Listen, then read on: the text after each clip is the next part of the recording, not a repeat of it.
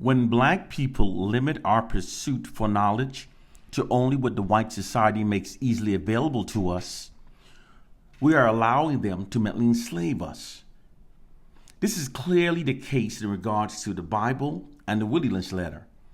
Those literatures were made available to millions of us throughout history. In fact, the Bible has been made available to billions of us throughout history. If these literatures contain liberating truths, they would have been kept as far away as possible from us, not made available to millions of us as they in fact were. A fact that has remained consistent throughout history is that the oppressors never provide liberating information to those they seek to continue to oppress. It is still the truth now. Usually people have the right to believe whatever they choose. However, unlike most people, that's a luxury that the oppressed does not have. There's a profound exception to that rule when it comes to the oppressed. The oppressed must gain a clear, concise, and accurate understanding of our plight and condition in order to liberate ourselves.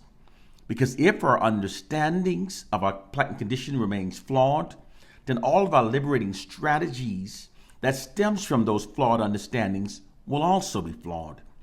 We must function based on what is actually true in order to develop the proper counter strategies that are necessary to liberate ourselves.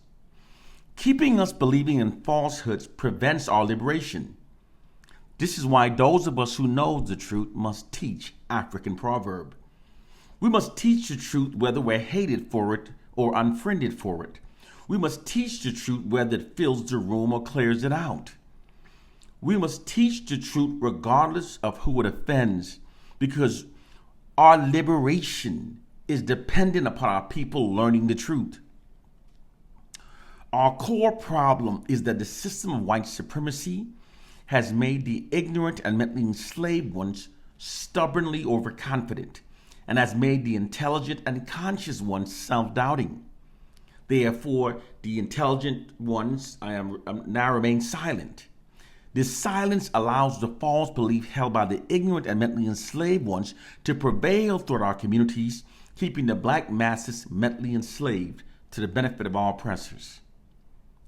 Moreover, the overconfidence of the ignorant mentally enslaved has caused them to make enemies of those of us who are trying to free their minds. The mentally enslaved literally functions as wardens of their own mental prisons. Our plight and condition has nothing to do with a biblical fairy tale written by our most ungodliest enemies, and our condition has nothing to do with a silly slave syndrome myth, which present what would in fact be the least effective method used for controlling generations of millions of people. Those falsehoods are both being used to distract us from the truth. The following is a summary that provides the truth of our plight and condition. It's how they dismantled the Black Power movement. They assassinated our leaders and replaced them with black puppets that are loyal to the white establishment. The media followed with propaganda campaigns that overrepresents wealthy black celebrities, creating the illusion of black inclusion into the white society, even though they represent less than 1% of our population. Meanwhile, they condition us to exclude the white society from all of our analysis regarding our continued struggle and to instead blame ourselves for everything. The results? Black division, black self-hatred, and misplaced anger, and it shifts our collective aggressions away from the white society and redirected towards ourselves. White social scientists determine that as long as we're kept within its collective capacity, we can then be ruled over forever. This is the truth of our plight and condition. The truth has finally come forward, but they've conditioned millions of us to fear it and to hate those who speaks it in preference for a biblical fairy tale and a silly slave syndrome myth.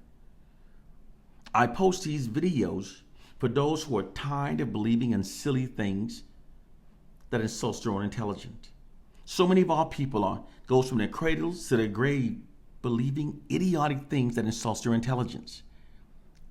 We are victims of a system throughout history. Those empires that were brutally racist, they didn't abandon those tactics very easily. They most often reinvented them. They always reinvent systems that are lesser recognized by the oppressed. In response to the 1960s black protests, they developed this system that I've explained to you. We are currently under this system, and we have to learn it in order to overcome it. Brothers and sisters, time to wake up and see the truth. We must function based upon what is truth. One love and peace.